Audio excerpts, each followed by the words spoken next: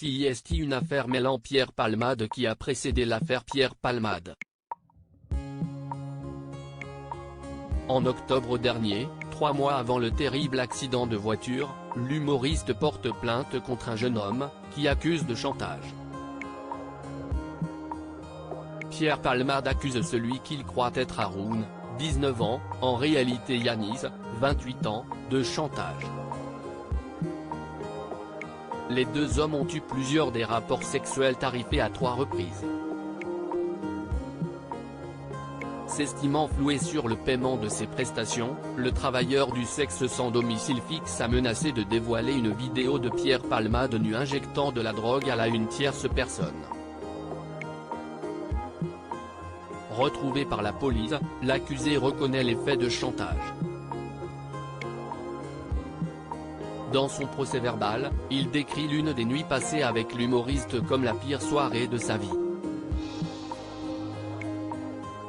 L'homme de 28 ans comparaît dans cette affaire devant le tribunal de Paris mercredi 19 avril. Pierre Palmade, Muriel Robin, Michel Larocque, Véronique Sanson. Les femmes de sa ville. Pierre Palmade, un travailleur du sexe arnaqué.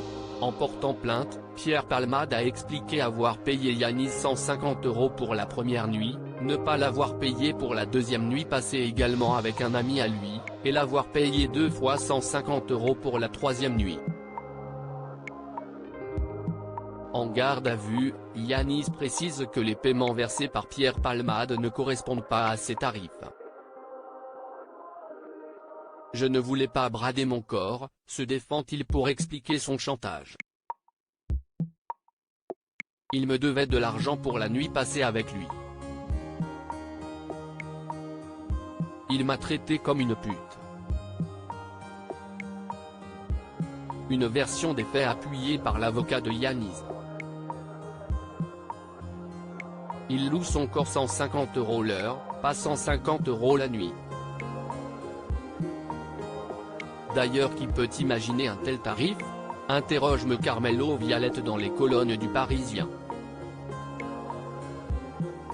Le sentiment de ce jeune homme dans ce dossier est d'avoir été utilisé, humilié, sali, rabaissé. Oui, il est responsable d'un chantage, mais il n'est pas totalement responsable de cette mauvaise histoire qui tourne mal. Le jeune homme était déjà connu de la justice pour des affaires de tentative de vol et escroquerie. Crédit photo, Jack Tribeca.